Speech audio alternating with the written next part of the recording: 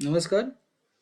आज फिर से हम आपके बीच एक इम्पोर्टेंट टॉपिक लेकर के हाजिर हुए हैं, जिसका टॉपिक का नाम है विद्युत धारा का प्रभाव, इफेक्ट ऑफ इलेक्ट्रिक करंट।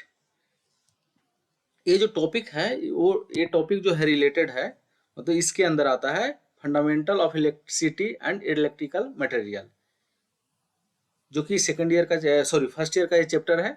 ठीक है, इसके अंतर्गत आता है, जिसका इम्पोर्टेंट टॉपिक है विद्युत धारा का प्रभाव। इसमें हम समझेंगे कि विद्युत धारा अगर किसी भी सर्किट से प्रवाहित हो रहा है तो उससे वो क्या प्रभाव उत्पन्न करता है, कौन कौन सा प्रभाव उत्पन्न करता है, उसको हम लोग समझेंगे आज। इसके पहले हम वीडियो में हम लोगों ने समझा था विद्युत धारा क्या होता है और विद्युत धारा कितने प्रकार का होता है। साथ ही साथ हम लोग ने उससे संबंधित 5 ऑब्जेक्टिव भी किया था, इंपॉर्टेंट ऑब्जेक्टिव भी किया था। तो अगर आप वीडियो नहीं देखे हैं विद्युत धारा, तो आप वो प्रीवियस वीडियो देख सकते हैं। इसमें भी आज हम उसी प्रिंसिपल पर काम करेंगे कि पहले हम इसका थ्योरी लेंगे और उसके बाद क्या करेंगे, इसका कुछ ऑब्जेक्टिव जो इंपॉर्टेंट ऑब्जेक्टिव है उसको लेंगे।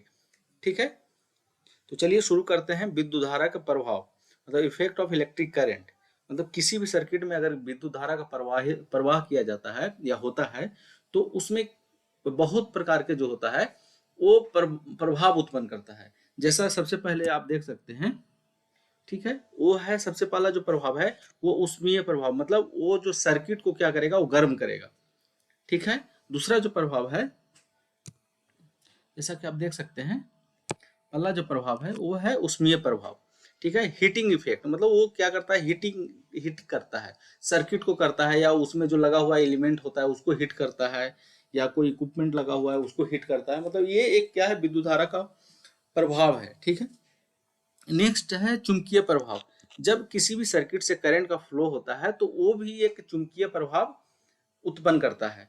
जैसे कि आप देखे होंगे कि कोई भी क्वाइल है तो उसमें अगर विद्युत धारा दिया जाता है वो एज ए मैग्नेट काम करने लगता है।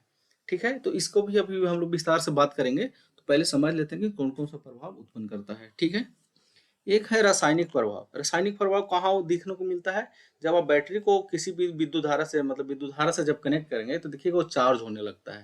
तो चार्ज वो क्या करता है, विद्युत धारा को केमिकल विद्युत धारा मतलब इलेक्ट्रिक ऊर्जा को क्या करता है, केमिकल ऊर्जा में वो परिवर्तित करता है। मतलब वो जो प्रभाव उत्पन्न करता है रासायनिक प्रभाव उत्पन्न करता है।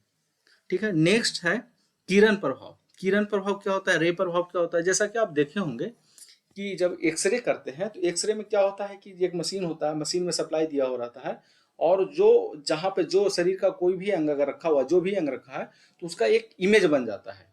एक इमेज बन जाता है। वो तो कौन सा प्रिंसिपल काम करता है, जब विद्युत धारा दिया जाता है तो वो रे उत्पन्न करता है, जिसको रे का नाम है एक्सरे। ठीक है, किरण प्रभाव हो गया। ठीक है, एक है गैसीय प्रभाव, गैसीय आयनीकरण प्रभाव। ये जो प्रभाव होता है, जैसे आप ट्यूबलाइट देखते होंगे, ट्यूबलाइट में दोनों तरफ जो है सप्लाई दिया जाता है और बीच में कोई उसमें तार का कनेक्शन नहीं होता है। जो आप कभी ट्यूब देखे होंगे तो ट्यूब जब टूटेगा तो आप ध्यान दीजिएगा कि दोनों तरफ क्या होता है, इलेक्ट्रिक सप्लाई दिया हुआ रहता है और बीच में कोई कनेक्शन नहीं रहता है। उसमें सिर्फ जो है पारा का जो होता है गैस भरा हुआ रहता है, और जब सप्लाई दिया जा रहा था, पारा का गैस इसलिए भरा जाता है कि पारा जो होता है विद्युत का सुचालक होता है।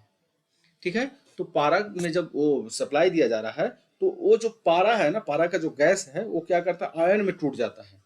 आयन में टूट करके एक एक इंड से दूसरी इंड तक करंट का फ्लो होने लगता है उसमें। तो वो क्या, कौन सा प्रभाव उत्पन्न किया, गैस आयनीकरण प्रभाव उत्पन्न किया। ठीक है, तो इसके बारे में भी हम समझेंगे। तो चलिए शुरू करते हैं। सबसे पहले जैसे देखिए ये प्रभाव कुछ ये समझने के लिए दिया गया है कि जैसे फ्यूज है, ये हीटिंग इफेक्ट करता है, ये भी हीटिंग इफेक्ट करता है, ये भी हीटिंग करता है, ये हीटिंग और लाइटिंग दोनों करता है, क्योंकि जब बल्ब को आप जलाएंगे तो गर्म भी होगा और लाइट भी देगा। ठीक है, तो चलिए एक एक करके हम सबको समझते हैं कि कैसे करता है। ठीक है, उष्मीय प्रभाव। जब जैसे देखिएगा आप फिगर दिख रहा है, फिगर क्या है, एक हीटर का है, इलेक्ट्रिक हीट सॉरी आयरन का है। इलेक्ट्रिक आयरन में जब आप सप्लाई देंगे तो क्या होता है, आयरन का जो ये तलवा है, ये तलवा क्या होता है, हीट हो जाता है। ये हीट इसलिए होता है कि इस तलवा में जो होता है इस प्रकार का क्या होता है, इस प्रकार का क्वाइल होता है, इसलिए ये हीटर का है। ठीक है, लेकिन इसी प्रकार का जो होता है क्वाइल होता है, और क्वाइल जो है, क्वाइल इसमें सप्लाई जाने से कॉइल में जब करंट जाता फ्लो होता है तो क्या होता है, हीट हो जाता है। तो जो इस पर का जो हीटर होता है ना, उसमें किसके कारण हीट होता है, उसमें प्रभाव के कारण हीट होता है। ठीक है, तो जैसा कि आप देखें हेडलाइन में आप देख सकते हैं, जब किसी चालक से विद्युत धारा प्रवाहित होती है तो उसमें तापीय ऊर्जा उत्पन्न होती है। इसे विद्युत धारा का तापीय प्रभाव कहा जाता है।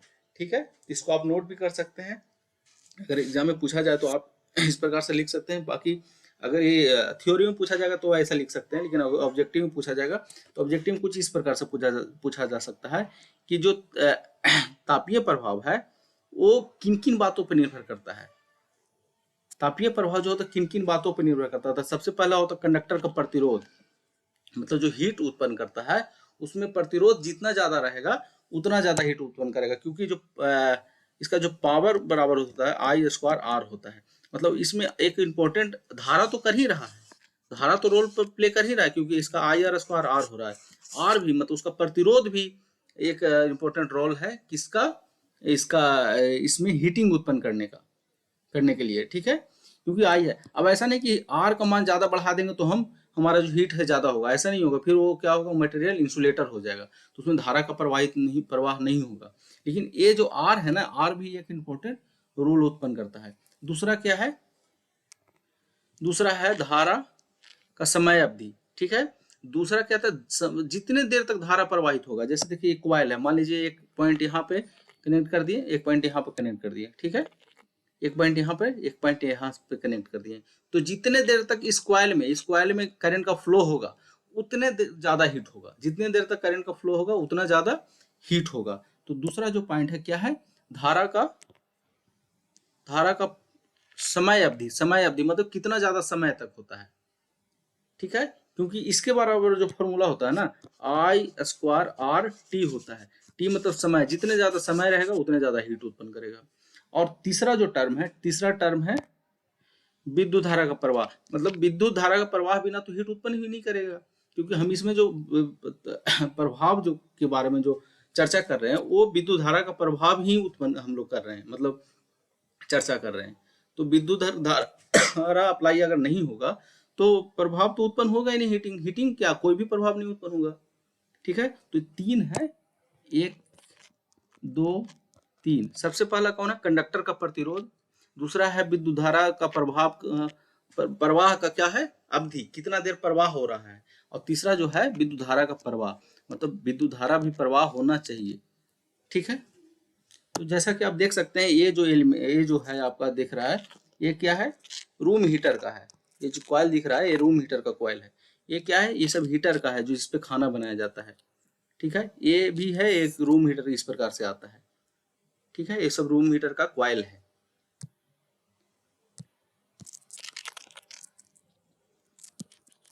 ठीक है, तो ये सारा जो जितना भी एलिमेंट दिख रहा है आपको, ये सब जितना भी एलिमेंट दिख रहा है, ये सारा क्या करता है, हीटिंग उत्पन्न करता है। मतलब क्या करता है, उष्मीय प्रभाव उत्पन्न करता है। क्या होता है, उष्मीय प्रभाव उत्पन्न करता है। चलिए आगे देखते हैं।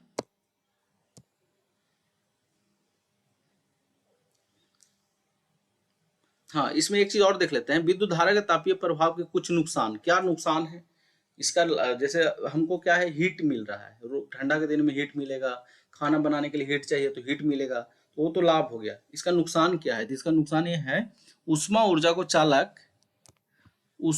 को चालक माध्यम से बहने वाली विद्युत धाराओं के अंश से परिवर्तित किया गया। इससे क्या होता है, ऊर्जा की हानि प्रतीत होती है। जैसे क्या होता है ना, कि जैसे मान लीजिए अगर इस सर्किट यहाँ से यहाँ हमको सप्लाई ले जाना है, यहाँ पे मान लीजिए बैटरी से कनेक्ट कर दिए, ठीक है, और यहाँ पे हमारा लोड लगा हुआ है यहाँ पे, तो इसमें भी क्या होता है ना, ये भी थोड़ा हीट उत्पन्न करता है। ठीक है, तो इससे क्या होता है ना, ऊर्जा का हानि होता है, इसमें ऊर्जा हानि हो जाएगा। मतलब जितना मान लीजिए यहाँ पे 100 वाट दिए हैं, यहाँ पे 80 वाट पहुंचेगा, तो क्या होगा, 20 वाट जो है 20 वाट यहाँ पर लॉस कर जाएगा। यही इसमें बोला जा रहा है कि इससे क्या होता है, नुकसान जो है कि ये इससे हीटिंग इफेक्ट से क्या होता है, ऊर्जा का हानि होता है। जैसे एक जगह से दूसरे जगह आप भेजेंगे ना, तो देखेंगे कि वो जो तार है ना धीरे धीरे गर्म हो गया। गर्म होने का मतलब क्या है, कि ऊर्जा उसमें लॉस हो रहा है, वो जो ऊर्जा जो है हमको हीट के रूप में मिल रहा है। ठीक है, तो वो क्या है, इससे तापीय प्रभाव से क्या है, हमारा नुकसान भी है, बेनिफिट भी है और नुकसान भी है। ठीक है। नेक्स्ट है ये जो हीट उत्पन्न हो रहा है, नेक्स्ट पॉइंट है कि हमारा जो ये हीट उत्पन्न इस चालक में होता है, तो हीट उत्पन्न से क्या होगा ना, ये चालक का जो इंसुलेटिंग प्रॉपर्टी है वो खराब हो जाएगा। जैसे आप तार है, मान लीजिए 1 किलोमीटर तार है, जब हीट होने लगेगा देखिएगा वो जो तार है, तार जल गया, मतलब इंसुलेशन उसका जल गया। इंसुलेशन जल गया तो इंसुलेशन जल गया, दोनों तार क्या जैसे तार ही होता है ना, तो ऐसे होता है, एक एक दूसरे में होता है, एक दूसरे में ऐसे होता है। तो ये क्या होगा कि जब तार जल गया तो दोनों फेस आपस में सट जाएगा और आग लग जाएगा, शॉर्ट सर्किट हो जाएगा और फिर उसके बाद आग लग जाएगा। तो यही बोल रहा है इसमें कि उत्पन्न गर्मी जो है वो उत्पन्न गर्मी है, साथ साथ अन्य विद्युत घटकों को नुकसान पहुंचा सकती है। जो यहाँ पे लगा हुआ है ना उसको नुकसान पहुंचेगा, या इसके साथ जो जुड़ा हुआ है उसको नुकसान पहुंचेगा, और साथ ही साथ आग भी लग सकती है क्योंकि शॉर्ट सर्किट हो जाएगा। इसका इंसुलेशन जल गया, गर्म होने के कारण क्या होगा, इंसुलेशन जल गया, तो ये शॉर्ट सर्किट होकर के आग लग जाएगा। बहुत सारा ऐसे घर में होता है, बहुत सारे ऐसे बिल्डिंग में होता है, बहुत ऐसे ऑफिस हैं जिसमें आग लग जाते हैं। किसके कारण? Short circuit. शॉर्ट सर्किट क्यों हो जाता है? क्योंकि तार में लोड है, करंट फ्लो हो रहा है, तेज हो रहा है, ज्यादा हो रहा है, ज्यादा हो रहा है, फिर क्या होगा, गर्म होकर के इंसुलेटिंग मटेरियल जो है ऊपर का कवर है वो खराब हो गया और शॉर्ट सर्किट हो गया। जैसे शॉर्ट सर्किट होगा तो आग लग जाएगा। ये इसका बहुत बड़ा नुकसान है। ठीक है। नेक्स्ट है कि जैसे मान लीजिए, इसको पहले साफ कर देते हैं, उसके बाद बात करते हैं। जैसे मान लीजिए आयरन है, ठीक है। अब आयरन को हमको चलाना है, आयरन है हमारा 1000 वाट का, मान लीजिए 1000 वाट का है, ठीक है। अब इसको चलाना है, ठीक है। तार ले जा रहे हैं यहाँ से, यहाँ ऐसे ले जा रहे हैं। अब तार ले जा रहे हैं, अब तार क्या होगा, ये तार हो जाएगा गर्म, तार क्या हो जाएगा, गर्म हो जाएगा। और तार का क्षमता हमारा उतना नहीं है, तो तार हो जाएगा गर्म, तो जो हमारा इसका कैपेसिटी है ना उसका इस्तेमाल नहीं कर पाते हैं इसके कारण। फिर इसके क्या होगा, ऐसा नहीं कि कर नहीं पाएंगे, अब इसके लिए क्या करना होगा, थोड़ा सा परिवर्तन करना पड़ेगा। जो मतलब ये मेरा जो ये है चालक है, चालक को परिवर्तित करना पड़ेगा, मतलब चालक को बदलना पड़ेगा। तो उससे फिर क्या करेंगे, हम जितना लोड है उतना इस्तेमाल करेंगे। लेकिन एक वजह तो हो गया कि पतला कंडक्टर आप इस्तेमाल नहीं कर पाएंगे, क्योंकि इससे क्या होगा, हीट उत्पन्न होगा, हीट हो जाएगा ये तार, और जितना कैपेसिटी का वो इक्विपमेंट है या तत्व है जो, या कोई एलिमेंट लगा हुआ है, तो उसका जो है पूरा शक्ति जो है वो इस्तेमाल नहीं हो पाता है। ठीक है, ये तो तीसरा पॉइंट है। चलिए अब हम तापीय प्रभाव के आगे चलते हैं। नेक्स्ट है विद्युत धारा के तापीय प्रभाव के अनुप्रयोग, मतलब इसका प्रयोग कहाँ कहाँ किया जाता है, ये भी बहुत इंपॉर्टेंट है। ठीक है, तो इसको भी हम नोट कर सकते हैं। इसका होता है फ्यूज में, सॉरी यहाँ पे ये देना पड़ेगा, सबसे बड़ा इसका फ्यूज में होता है। जैसा कि आप देखेंगे कि फ्यूज में क्या होता है, जैसे ये फ्यूज है तो एक यहाँ पे चालक जुड़ा हुआ रहता है कि यहाँ जैसे इसमें हैवी करंट होता है तो फ्यूज क्या होता है, फ्यूज गल जाता है। तो गलता है किस कारण, क्योंकि उसका टेम्परेचर बढ़ गया। तो जो फ्यूज का गलनांक होता है ना, कम टेम्परेचर पे होता है। ठीक है, फ्यूज का गलनांक जो होता है कम टेम्परेचर हो तो गल जाता है। तो हमारा जो सर्किट है वो हमारा जलने से और हमारा इक्विपमेंट है वो खराब होने से बच जाता है। तो इसका हमारा जो इस्तेमाल होता है फ्यूज में होता है। गीजर में होता है, गीजर क्या है, जैसे देखिए ठंडा में बाथरूम में गीजर लगा हुआ रहता है तो पानी गर्म करने के लिए इस्तेमाल किया जाता है। विद्युत घंटी में इस्तेमाल किया जाता है, जैसा कि आप देख सकते हैं।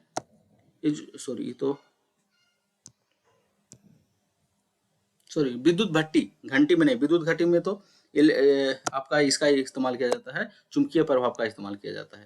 ठीक है, तो विद्युत भट्टी में इस्तेमाल किया जाता है। विद्युत भट्टी में विद्युत, जैसे ये क्या है ना कि मान लीजिए एक है, ये हीटर हम बना रहे हैं, मान लीजिए घर में खाना बनाने के लिए हीटर लगा रहे हैं, तो ऐसा हम बहुत सारा लगा दें, 100-200 लगा दें, तो ये क्या होगा, हैवी ताप देने वाला इक्विपमेंट बन जाएगा। ठीक है, मतलब भट्टी बन जाएगा। तो वहां पे भी इस्तेमाल जो किया जाता है वो तापीय प्रभाव का ही इस्तेमाल किया जाता है। विद्युत बल्ब में दो प्रभाव उत्पन्न होता है, एक तो लाइट होता है जो प्रकाशीय प्रभाव होता है, और दूसरा जो होता है तापीय प्रभाव, क्योंकि बल्ब जब जलेगा तो गर्म भी होता है। ठीक है, इलेक्ट्रिक हीटर, जैसे हीटर की हम लोग बात कर रहे हैं, आप जान ही रहे हैं कि हीटर में जो होता है क्या होता है, तापीय प्रभाव का उत्पन्न किया जाता है, मतलब तापीय प्रभाव का यूज किया जाता है, इस्तेमाल किया जाता है। ठीक है, इलेक्ट्रिक आयरन में भी होता है, वाटर हीटर में भी होता है, वाटर हीटर में भी होता है। देखिए क्या है, ये रूम हीटर है, ये आयरन है, ये फ्यूज है, ये बल्ब है। ठीक है, यहाँ हमारा क्या हो गया, ये हीटर हो गया, ये भी हीटर हो गया, रूम हीटर हो गया, ये भी रूम हीटर का कॉइल है। ठीक है, तो ये सब सारा जो है ना तापीय प्रभाव इसमें उत्पन्न किया जाता है। किसका, विद्युत धारा का तापीय प्रभाव का मतलब इस्तेमाल करके ये इक्विपमेंट बनाया गया है, ये एलिमेंट बनाया गया है। ठीक है, चलिए आगे बात करते हैं चुंबकीय प्रभाव का। तो चुंबकीय प्रभाव का जो इस्तेमाल होता है ना, वो विद्युत घंटी में भी होता है, और हमारा जो होता है ना सबसे ज्यादा इस्तेमाल होता है आज के डेट में इलेक्ट्रोमैग्नेट बनाने के लिए, और इलेक्ट्रोमैग्नेट बनाने के लिए सबसे ज्यादा जो इस्तेमाल होता है। तो विद्युत घंटी में भी जो इस्तेमाल होता है ना, वो इलेक्ट्रोमैग्नेट ही इस्तेमाल होता है। ठीक है, तो ये क्या किसका चुंबकीय प्रभाव, किसका विद्युत धारा का चुंबकीय प्रभाव का इस्तेमाल किया जाता है। जब आप किसी कॉइल को डीसी स्रोत से जोड़ देंगे ना, या इलेक्ट्रिक से जोड़ेंगे, विद्युत धारा से, डीसी हो एसी, तो ये क्या होता है, एज ए मैग्नेट काम करने लगता है, एज ए मैग्नेट काम करने लगता है ये, जैसा कि आप ये फिगर में देख रहे होंगे। ठीक है, बैटरी से जुड़ा हुआ जैसे स्विच कनेक्ट करेंगे तो एज ए मैग्नेट काम करने लगेगा। तो इसी का इस्तेमाल किया जाता है किसमें, विद्युत घंटी में भी इस्तेमाल किया जाता है। जैसे ही आप यहाँ पे कनेक्ट करेंगे, स्विच को दबाएंगे, तो ये घंटी जो है ना इस पे टकराएगा और बजेगा, आवाज करने लगेगा। जैसे कि बहुत सारे ऑफिस में पहले के जमाने में, आज तो क्या हो गया, डिजिटल घंटी आ गया, डिजिटल बेल आ गया, तो वो इसका इस्तेमाल अब कम हो गया, लेकिन पहले जो ज्यादा इस्तेमाल किया जाता था इसका। ठीक है, ये देखिए यहाँ भी क्या होता है, ये हम उदाहरण दिया गया है कि जैसे ही मान लीजिए ये बल्ब है, ठीक है, ये बल्ब को क्या किया, एक सर्किट से और बैटरी से होते हुए जोड़ा गया है। यहाँ देखिए इसका जो इंसुलेशन है, इंसुलेशन को हटा दिया गया है, कहाँ पे, यहाँ से यहाँ तक हटा दिया गया है इंसुलेशन को। जब इंसुलेशन हटा दिया गया और इसको जब बल्ब जल रहा है, तो मान लीजिए इसमें करंट का फ्लो हो रहा है, तो ये क्या करता है ना, ये तापीय चुंबकीय प्रभाव को बताता है कि इसमें चुंबकीय प्रभाव उत्पन्न हो रहा है कि नहीं हो रहा है। तो क्या होता है, जैसे ही इसमें सप्लाई हो जाएगा, तो ये इसका जो नीडल है, कंपास का नीडल है, वो रिफ्लेक्ट कर जाएगा। हो सकता है दाएं करे बाएं करे किसी हो, लेकिन रिफ्लेक्ट करेगा। मतलब ये है कि ये जो है ना, ये जो कंडक्टर है या जो विद्युत धारा है, कंडक्टर में जो विद्युत धारा प्रवाहित हो रहा है, वो चुंबकीय प्रभाव उत्पन्न कर रहा है, इसमें चुंबकीय प्रभाव उत्पन्न कर रहा है। ये इससे पता किया जा सकता है। ठीक है, ये आप घर में प्रैक्टिकल करके भी देखा जा सकता है कि ये चुंबकीय प्रभाव उत्पन्न कर रहा है कि नहीं कर रहा है। तो इसमें भी आप देख सकते हैं कि जैसे एक बैटरी ले लीजिए और इसको कॉइल ले लीजिए, और यहाँ पे लोहा का टुकड़ा ले लीजिए। जब आप इसको सप्लाई देंगे ना, तो ये क्या करेगा, ये अपनी ओर आकर्षित कर लेगा। तो इससे पता चल रहा है कि जो विद्युत धारा प्रवाह हो रहा है, वो क्या करता है, चुंबकीय प्रभाव भी उत्पन्न करता है। ठीक है, चलिए आगे बात करते हैं। नेक्स्ट है रासायनिक प्रभाव। ठीक है, रासायनिक प्रभाव किसमें देखने को मिलता है, वो देखने को मिलता है बैटरी में। जब आप बैटरी को क्या करते हैं, जैसे मान लीजिए ये है आपका सेल है, ठीक है, सेल में क्या होता है, H2SO4 डाला हुआ रहता है, H2SO4 डाला हुआ रहता है, और जब इसमें सप्लाई दिया जाएगा ना, तो ये क्या करता है, ये देखिएगा, हाइड्रोजन प्लस ऑक्सीजन का बुलबुला छोड़ने लगता है, मतलब बुलबुला इसमें से निकलने लगता है। मतलब ये है कि ये तापीय प्रभाव रासायनिक प्रभाव उत्पन्न कर रहा है, क्योंकि ये अगर रासायनिक प्रभाव नहीं उत्पन्न करता तो हाइड्रोजन और ऑक्सीजन अलग अलग नहीं बनता। ठीक है, और जिसके कारण क्या होता है, फिर ये बैटरी चार्ज हो जाता है। ठीक है, उसी प्रकार से ड्राई सेल में भी होता है। मान लीजिए ड्राई सेल है, तो जब इसको आप चार्ज करेंगे, ठीक है, तो ये क्या होगा, ये भी मतलब जब इसको सप्लाई से जोड़ेंगे, तो ये भी क्या होगा, ये बैटरी भी चार्ज हो जाएगा। चार्ज होने का मतलब क्या है कि ये क्या कर रहा है, विद्युत धारा जो है रासायनिक प्रभाव उत्पन्न कर रहा है। ठीक है, इसका इस्तेमाल थोड़ा सा पढ़ लेते हैं कि कहाँ इसका इस्तेमाल किया जाता है। इसका इस्तेमाल जो किया जाता है, इलेक्ट्रोप्लेटिंग में किया जाता है।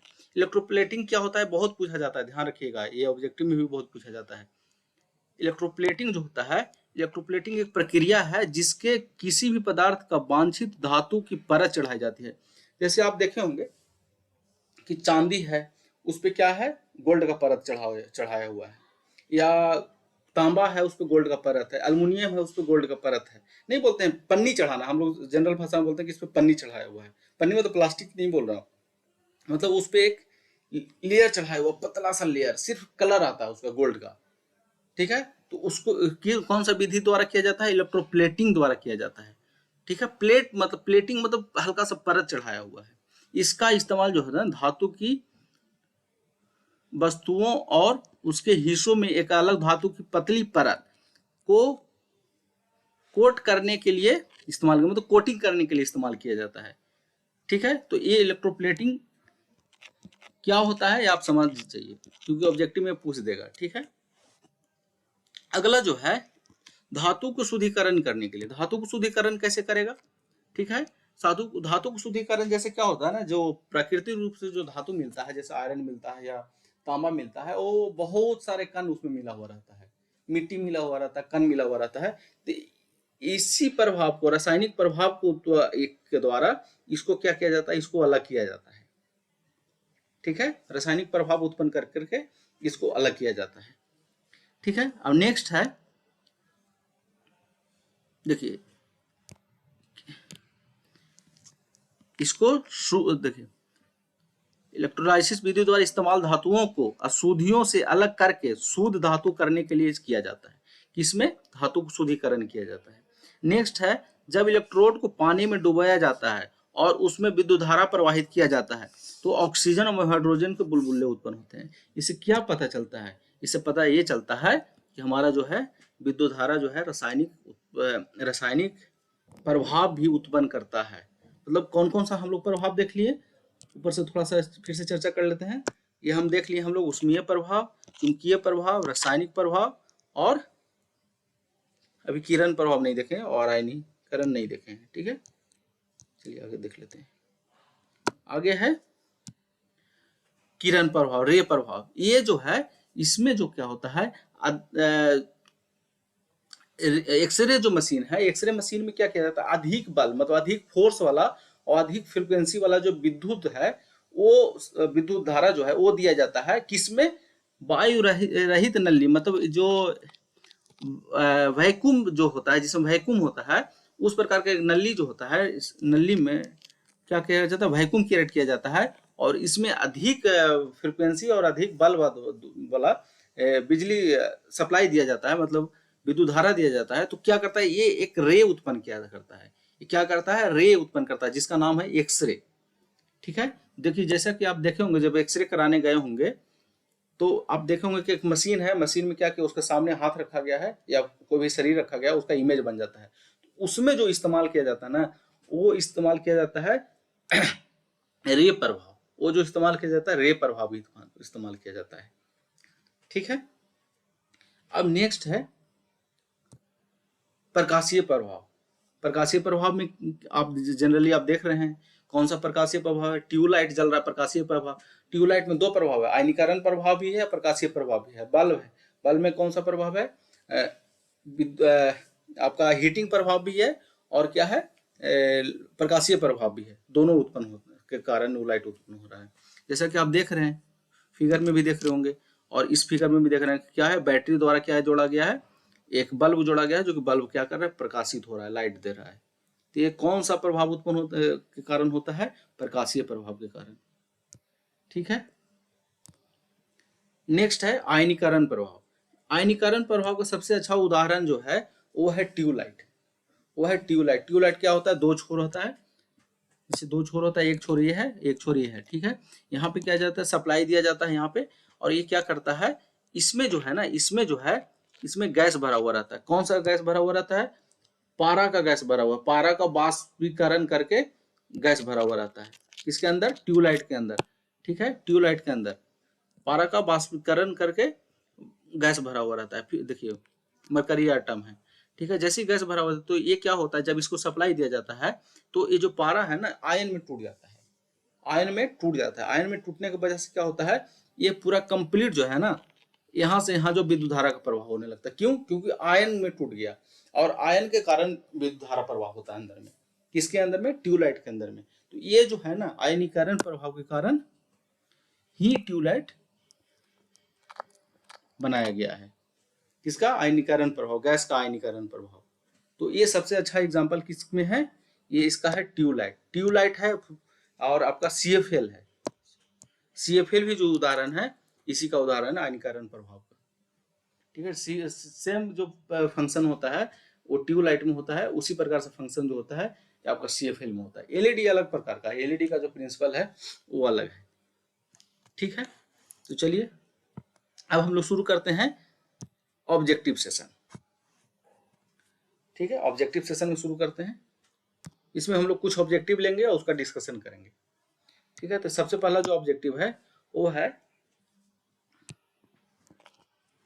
जब धारा एक चालक से प्रवाहित धारा जब धारा एक चालक से प्रवाहित, इसको काट दीजिएगा, एक्चुअली एक्स्ट्रा हो गया है, ठीक है, होती है तो उत्पन्न करती है, ठीक है। तो क्या उत्पन्न करती है? तो उत्पन्न करते, मान लीजिए जैसे ये चालक है, ठीक है, ये बैटरी है और यहाँ पे बल्ब लगा हुआ है, ठीक है, बल्ब लगा हुआ है। तो इस ऑप्शन के अनुसार देखना है मुझे, ठीक है। तो मान लीजिए यहाँ से इसमें क्या हो रहा है, धारा प्रभाव हो रहा है, प्रवाहित हो रहा है। तो धारा जब प्रवाहित होगा तो दो, देखिए कौन कौन सा कर रहा है। एक तो सबसे पहले हीट होगा, क्या होगा, हीट होगा, क्योंकि चालक में प्रवाहित हो रहा था, चालक गर्म भी होगा। दूसरा जो होगा प्रकाश उत्पन्न करेगा, दूसरा क्या होगा, प्रकाश उत्पन्न करेगा, क्योंकि बल्ब लगा हुआ है, ठीक है। लेकिन यहाँ पे बल्ब का जिक्र नहीं किया गया है, सिर्फ यहाँ चालक के जिक्र किया है। तो बल्ब को हम हटा देते हैं, अभी प्रकाश को हटा देते हैं, ठीक है। दूसरा है चुंबकीय प्रभाव, चुंबकीय प्रभाव, क्योंकि यहाँ पे आप मान लीजिए कंपास रखे हैं, यहाँ पे कंपास रखिएगा, तो कंपास रखने से क्या होगा, इसमें रिफ्लेक्शन आएगा। तो हमारा दो प्रभाव हो गया, कौन कौन हो गया, हीटिंग प्रभाव हो गया और एक चुंबकीय प्रभाव हो गया, जो कि आंसर जो होगा ई होगा, ए एंड बी। आंसर जो हमारा होगा वो क्या होगा, ए एंड बी। क्यों? क्योंकि रासायनिक प्रभाव जो होता है उत्पन्न हमारा होता है वो किस में होता है, बैटरी में होता है। तो बैटरी तो यहाँ है नहीं, तो हमारा यहाँ पे सिर्फ तापीय होगा और चुंबकीय होगा, क्योंकि ताप, इसमें भी तो ताप हो रहा है ना, इसमें भी तो गर्म हो रहा है, तारा चालक भी तो गर्म हो रहा है ना, ऐसा तो नहीं कि चालक गर्म नहीं हो रहा है। तो यहाँ अगर ऑप्शन सिर्फ ये 4 है तो सिर्फ हमारा चुंबकीय प्रभाव होगा, ध्यान रखिएगा। यहाँ से कभी बहुत सारा ऐसे जो ऑब्जेक्टिव होते हैं वो ऑप्शन के अनुसार निर्णय, अगर सिर्फ 4 है तो यहाँ पे चुंबकीय होगा, क्योंकि तापीय भी नहीं होगा, ठीक है। सबसे पहले चुंबकीय प्रभाव होता है। अगर ऑप्शन में एक और है, ए एंड बी है, तो ए आंसर होगा, क्योंकि ए भी उत्पन्न कर रहा है, ठीक है। अगर ऑप्शन सिर्फ 4 है तो हमारा ए आंसर होगा, और ऑप्शन में हमारा लास्ट में एक ए एंड बी है, मान लीजिए इसके जगह पर क्या होता है, ए एंड बी रहता तो हमारा ए आंसर हो जाता, ठीक है। तो चलिए नेक्स्ट लेते हैं। स्पाइरल वाउंड जब धारा प्रवाहित होती है तो वह उत्पन्न करती है। अभी हम लोग पढ़े यहाँ पे कि जैसे स्पाइरल वुंड की बात कर रहा है, मतलब एक बोल रहा है कि स्पाइरल बाइंडिंग है और उस बाइंडिंग में अगर धारा प्रवाहित किया जाए तो क्या उत्पन्न करेगा। तो इलेक्ट्रोमैग्नेट के लिए हम लोग क्या करते हैं, किसी भी चालक को क्या किया जाता है, स्पाइरल किया जाता है और उसमें विद्युत धारा बनाया जाता है, तो वो बन जाता है इलेक्ट्रोमैग्नेट, ठीक है। तो ये इसका आंसर आप यहां से निकाल सकते हैं, इसका आंसर जो होगा, आंसर होगा चुंबकीय प्रभाव, ठीक है। उसका आंसर होगा, क्या होगा, चुंबकीय प्रभाव। चलिए नेक्स्ट तीसरा देखते हैं। सेल में उत्पन्न प्रभाव होता है, सेल में कौन सा प्रभाव उत्पन्न होता है, सेल में कौन सा होता है, रासायनिक प्रभाव। अभी हम लोगों ने इसी वीडियो में देखा है कि हमारा जो सेल है, सेल में कौन सा होता है, रासायनिक प्रभाव। सेल में कौन सा होता है, रासायनिक प्रभाव। ये दोनों सेल है, दोनों में कौन सा हो रहा है, रासायनिक प्रभाव हो रहा है, ठीक है। तो हमारा 3 भी कंप्लीट हो गया। चौथा देखते हैं, बैटरी चार्जिंग के लिए किस प्रकार के विद्युत धारा का इस्तेमाल किया जाता है। बैटरी चार्जिंग के लिए कौन सा विद्युत धारा का इस्तेमाल किया जाता है। ये भी बहुत इंपॉर्टेंट है, ये भी बहुत इंपॉर्टेंट है, इसमें स्टार लगा लीजिए आप, ठीक है। इसका जो आंसर होता है वो होता है डी। कहिए कैसे, जैसे आपके घर में सप्लाई जो आ रहा है वो कौन सा आता है, एसी। बैटरी है आपके पास, इन्वर्टर लगा करके आप क्या करते हैं, उसको डीसी। तो बैटरी कौन सा धारा दी है, बैटरी जो चार्जिंग में इस्तेमाल जो धारा हो रहा है कौन सा हो रहा है, डीसी हो रहा है, नहीं कि एसी। एसी को हम बदल करके डीसी कर रहे हैं। एसी हमारे घर में आ रहा है, उसको इन्वर्टर लगा करके डीसी में बदल रहे हैं और डीसी को कनेक्ट किए बैटरी से। तो हमारा यही पूछ रहा है, हमारा जो प्रश्न है यही है कि बैटरी चार्जिंग के लिए किस प्रकार का विद्युत धारा का इस्तेमाल किया जाता है। हमारा इसका आंसर होगा बी, डीसी, ठीक है। आंसर होगा बी, डीसी धारा, ठीक है। चलिए अब नेक्स्ट जो टॉपिक है हमारा है नेक्स्ट सेशन में। नेक्स्ट सेशन में हम क्या कवर करेंगे, उसका टॉपिक एंड ऑब्जेक्टिव। एक ऑब्जेक्टिव है जिसका आप आंसर दे सकते हैं, बहुत आसान ऑब्जेक्टिव है कि ये next chapter sorry next lecture में जब हम कवर करेंगे, उसमें कवर करेंगे हमारा जो टर्म है विद्युत वाहक बल। इस पे बात करेंगे, विद्युत धारा पे बात करेंगे, बहुत इंपॉर्टेंट है। अगर इलेक्ट्रिकल से आप पढ़ रहे हैं या इलेक्ट्रिशियन से पढ़ रहे हैं तो ये आपको वीडियो, ये लेक्चर आपको मिस नहीं करना चाहिए। ठीक है, ये लेक्चर आपको मिस नहीं करना चाहिए कि इसके बिना आप एक कदम इलेक्ट्रिशियन में नहीं बढ़ सकते हैं, या आप इलेक्ट्रिकल इंजीनियर में या टेक्नीशियन में नहीं बढ़ सकते हैं। विभव है, विभवांतर है, टर्मिनल वोल्टेज क्या होता है, वोल्टेज ड्रॉप क्या होता है, आयर ड्रॉप क्या होता है, ठीक है, इलेक्ट्रिकल वर्क क्या होता है, इलेक्ट्रिकल पावर क्या होता है, ऊर्जा क्या होता है, विद्युत ऊर्जा क्या होता है। तो ये सारे टॉपिक को कवर करने वाले हैं। लगभग एक काफी बड़ा वीडियो होने वाला है, 1 से सवा घंटा कम से कम लगेगा। ठीक है, और एक में लास्ट में आपके लिए ऑब्जेक्टिव है जिसका आप आंसर दे सकते हैं, और इसका आंसर हम लास्ट में देंगे, मतलब नेक्स्ट लेक्चर में देंगे। ठीक है, क्या है ऑब्जेक्टिव, विद्युत वाहक बल का मात्रक क्या होता है, ये आपके लिए छोड़ दे रहे हैं। ये कमेंट बॉक्स में आप जाकर के लिख सकते हैं, और इसका अगर आप आंसर नहीं भी लिखते हैं, नहीं भी जानते हैं, तो इसका जो है नेक्स्ट सेशन में हमारा जो है इसका हम जो है इसका आंसर बताएंगे। ठीक है, तो चलिए आप यहीं पर समाप्त करते हैं, और नेक्स्ट लेक्चर के लिए आप तैयार हो जाइए। नेक्स्ट लेक्चर जो है बहुत ही इंपॉर्टेंट है, बहुत इंपॉर्टेंट। ठीक है, इसको आप मिस कर सकते थे, ये आप जानते हैं क्योंकि प्रैक्टिकल आपके लिए इस्तेमाल हो रहा है। जो है ये आज का टॉपिक जो है ये आपके लिए प्रैक्टिकल इस्तेमाल हो रहा है, विद्युत धारा का प्रभाव, जो कि आप जानते हैं, एक बार पढ़ेंगे याद हो जाएगा। लेकिन ये जो है ना, ये आपके लिए कंसेप्ट के लिए बहुत जरूरी है। ये जो टॉपिक है, जितना भी टॉपिक है आपका, ये कंसेप्ट के लिए बहुत जरूरी है। तो ध्यान रखिए, ये वाला जो है लेक्चर आप मिस नहीं करिएगा। चलिए, थैंक यू, आज खत्म करते हैं यहीं पे, और इसका आंसर देना भी आप नहीं भूलेंगे। कमेंट बॉक्स में जाकर के आंसर आप टाइप करिए, और उसके बाद हम फिर नेक्स्ट जो लेक्चर होगा उसमें हम इसको कवर करेंगे। Thank you.